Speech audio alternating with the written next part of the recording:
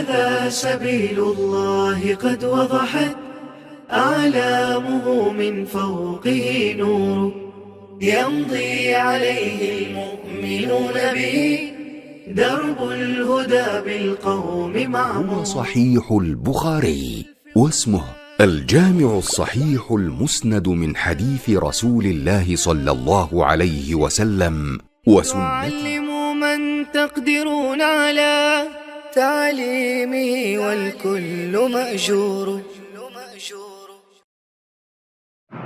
بسم الله الرحمن الرحيم.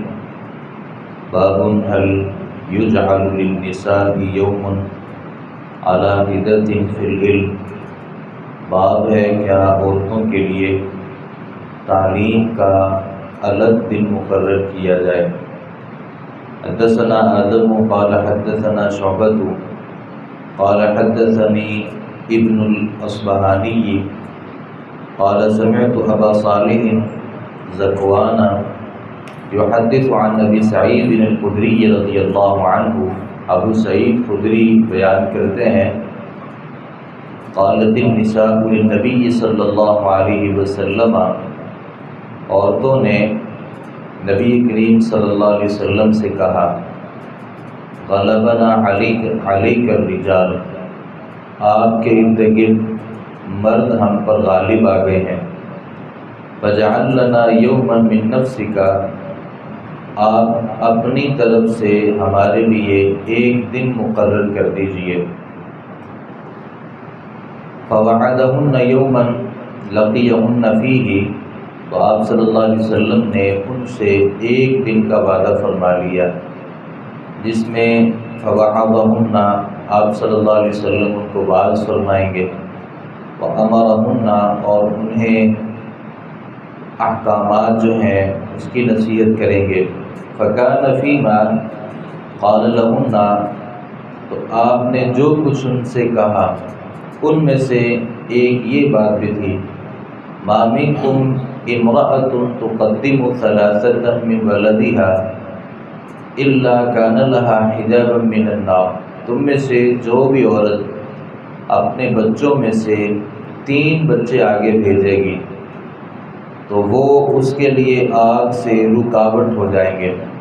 فقالت امرأۃ، ایک عورت نے کہا وسنتین، اگر کسی نے 2 بچے آگے بھیجے، آپ نے فرمایا وسنتین، 2 بھی جس نے بھیجے وہ بھی آگ کے لیے آگ سے اس کے لیے رکاوٹ ہو جائیں گے.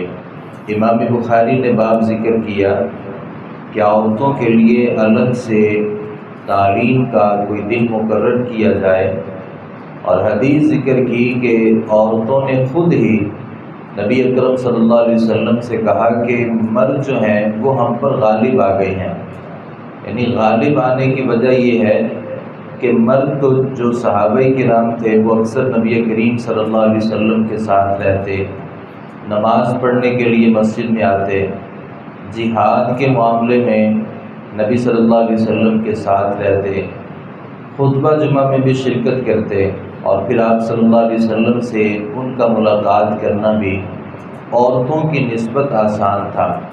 عورتیں اگرچہ جہاد میں بھی کسی حد تک شریک ہوتی تھیں، یعنی زخموں کے مرہم کرنے کے لیے، کھانے کے لیے، پانی پلانے کے لیے، اگرچہ عورتیں نمازوں کے لیے بھی نبی کریم صلی اللہ علیہ وسلم کی مسجد میں حاضر ہوتی تھیں، لیکن استفادے کا جو موقع مرد صحابہ کرام کو ملتا تھا وہ عورتوں کو نہیں ملتا تھا. تو اس لیے عورتوں نے نبی اکرم صلی اللہ علیہ وسلم سے الگ سے درخواست کی. اس سے عورتوں کی جو رغبت ہے دین سیکھنے کی وہ بھی ظاہر ہوتی ہے کہ عورتوں کو کس قدر رغبت تھی کہ انہوں نے خود نبی اکرم صلی اللہ علیہ وسلم سے کہا کہ ہمارے لیے کوئی دن مقرر کیجیے. اب ایسا تو نہیں ہو سکتا کہ وہ دن سال میں کوئی ایک دن مانگا ہو، ممکن ہے کہ وہ ہفتے میں کوئی ایک دن مانگا ہو یا 10 دنوں میں کسی ایک دن کا مطالبہ کیا ہو. اور پھر نبی صلی اللہ علیہ وسلم بھی کمال عاجزی اختیار کرنے والے تھے.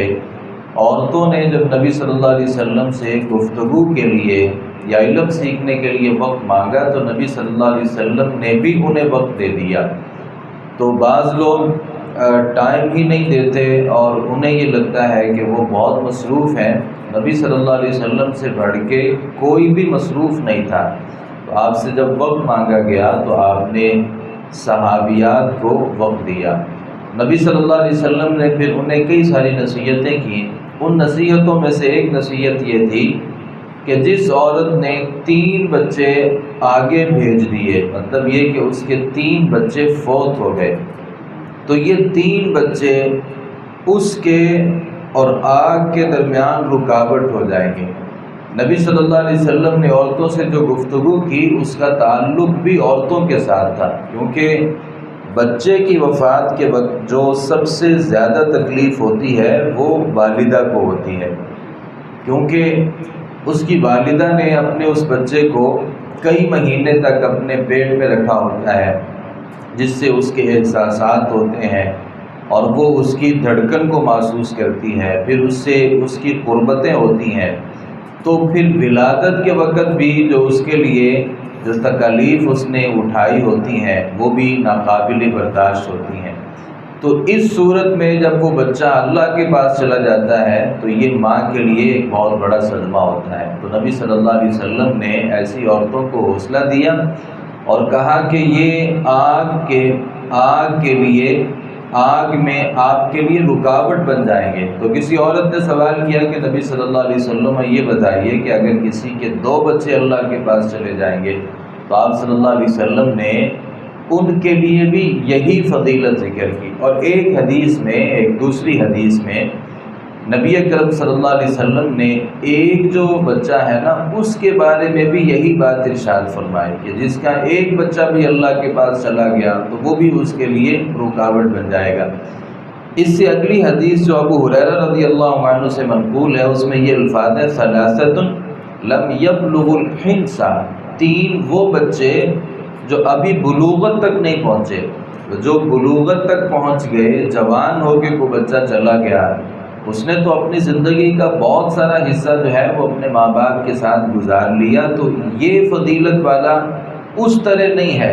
البتہ جو بچہ بلوغت سے پہلے وہ پیدا ہوتے ہی فوت ہو گیا، یا 2 4 5 7 سال کی عمر، یا بلوغت سے پہلے جو بچہ فوت ہو گیا، تو یہ فضیلت کا حامل ہے۔ اللہ تعالیٰ سے دعا ہے صحیح معنوں میں حدیث کو سمجھنے، اس پر عمل پیرا ہونے کی توفیق عطا فرمائے۔ وما علینا الا البلاغ المبین۔